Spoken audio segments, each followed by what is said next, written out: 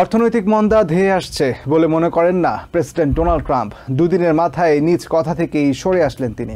মঙ্গলবার হোয়াইট হাউসের আঙ্গিনায় সাংবাদিকদের এক প্রশ্নের জবাবে ট্রাম্প বলেন, মন্দার শঙ্কা করছেন না তিনি, বরং অর্থনীতি বেগবান হচ্ছে বলেই তার বিশ্বাস।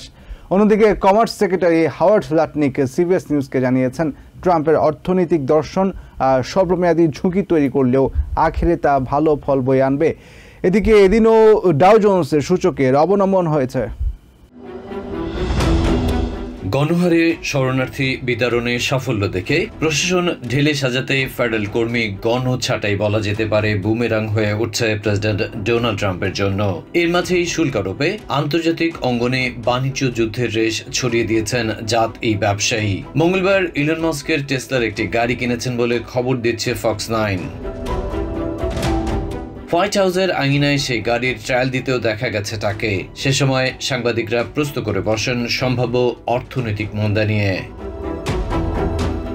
জবাবে দুদিন আগের অবস্থান থেকে একেবারে ইউটার্ন নিয়ে ট্রাম্প বলেন, দেশে কোনো অর্থনৈতিক মন্দা ধেয়ে আসছে বলে মনে করেন না তিনি, বরং অর্থনীতি বেগবান হচ্ছে বলেই তার বিশ্বাস।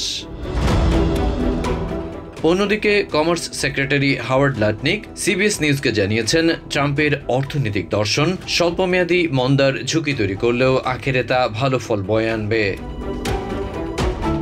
এদিকে এদিনও ডাও জোন্সের সূচকে অবনমন হয়েছে। বাজার বিশ্লেষকরা বলছেন, বাণিজ্য যুদ্ধের তীব্রতা বৃদ্ধি পেলে শেয়ার বাজার আরও টালমাটাল হয়ে উঠতে পারে।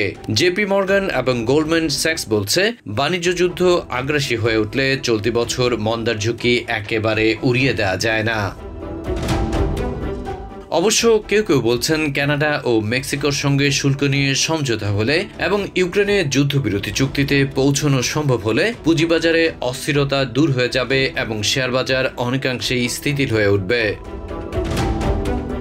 লাটনিক সম্ভাব্য মন্দার পুরোপুরি দায় চাপিয়েছেন বিগত বাইডেন প্রশাসনের উপর, কিন্তু ওয়াটারসন্স স্কুল অব বিজনেসের বর্ষিয়ান অর্থনীতিবিদ জেরেমি সিগাল বলছেন, ট্রাম্প প্রশাসনের ধ্বংসাত্মক বাণিজ্য নীতি ওয়াল স্ট্রিটকে অস্থির করে তুলেছে। Adib Mohammad, TVN 24 news desk.